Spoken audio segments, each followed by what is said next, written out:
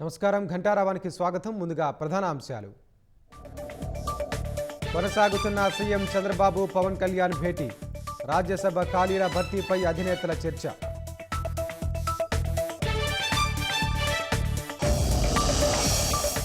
TDP నేతలపై YCP దాడులను జనం మర్చిపోలేదన్న భూమిరెడ్డి.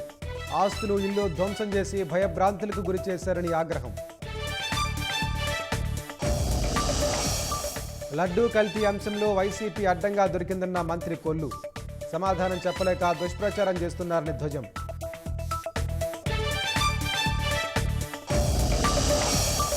గజియాబాద్లో ముగ్గురు అక్కా చెల్లెళ్ల ఆత్మహత్య. ఆన్లైన్ గేమ్స్ ఆడొద్దన్నందుకు బలవన్మరణం.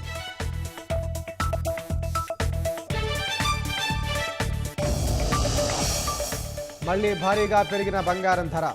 హైదరాబాద్లో 6,000కు పైగా పెరిగిన పుత్తడి.